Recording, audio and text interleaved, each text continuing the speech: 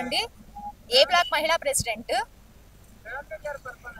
Super ఉంది. రేవంత్ గారి పరిపాలన సూపర్, అసలు ఎవరు చెప్పలేనంతగా ఉండింది. సన్న బియ్యం కార్యక్రమం అయితే ప్రతి పేదవాడికి కూడా ప్రతిరోజు పండుగ చేసుకుంటున్నారు. మహిళలు అయితే 1,00,00,000 మందిని కోటేశ్వరులు చేస్తారని చెప్పి ప్రతి ఒక్కరికి డోక్రా పథకం ద్వారా ఎన్నో పథకాలు, రుణాలు ఇవ్వడం జరుగుతుంది. వాళ్ళు స్వయం ఉపాధి పెట్టుకొని సొంతంగా ఎన్నో పథకాలు అమలు చేసుకుంటున్నారు.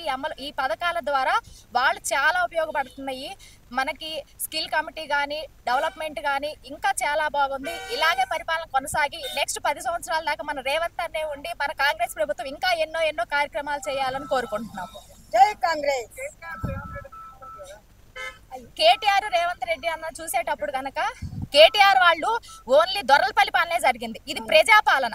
ప్రతి ఒక్కళ్ళ దగ్గరికి వెళ్ళటము, వాళ్ళ సమస్యలు ఏంటో తెలుసుకుంటున్నారు. ప్రతి వృద్ధులకి 10 ఏళ్ల నుంచి రేషన్ కార్డులు అనేది కేటీఆర్ వాళ్ళు, కేసీఆర్ ప్రభుత్వంలో ఎవరు రాలేదు. కానీ ఇప్పుడు ప్రతి ఒక్కళ్ళకి గనక రేషన్ కార్డులు వస్తున్నాయి. ఆ కార్డు ద్వారా సన్న బియ్యం కార్యక్రమం అనేది ఏర్పాటు చేయడం జరిగింది. చాలా సంతోషపడుతుంది. కేసీఆర్ ఫామ్ హౌస్ కదా పరితము. ఇప్పుడు ఇక్కడ నుంచి బయటికి రావాలి, ఇక రాడు. రేవంత్ అన్నను చూసుకొని అందరు ఇంకా ఫామ్ హౌస్ లోనే వెళ్ళిపోతారు. ఉన్న వాళ్ళు కూడా అందరు ఫామ్ హౌస్ కి వెళ్తారు. అయింది, చాలా మందికి అయ్యింది. 80%, 85% కంప్లీట్ అయిపోయినాయి. రుణమాఫీ అయింది, రైతు బంధు ఇస్తారు, అన్ని జరిగినాయి. ఫ్రీ బస్సు, అసలు ఆడవాళ్ళకి ఫ్రీ బస్ అంటే ఇదివరకు ఉద్యోగం చేసుకునే వాళ్ళు నెలకు 1,500, 2,000 మిగులుతున్నాయి. ఆ ద్వారా చీటీ కట్టుకొని, ఆ అమౌంట్ ద్వారా చీటీలు కట్టుకొని వాళ్ళ పిల్లలకు కావాల్సిన సదుపాయాలు, ఆ పిల్లలు చదువుకోవడం కోసం ఉపయోగిస్తున్నారని చాలా మంది మహిళలు తెలియజేస్తున్నారు.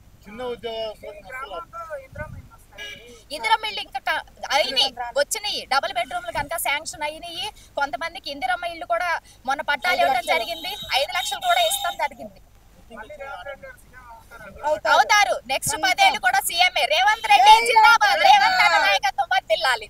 Subscribe us and press the bell icon for more interesting updates.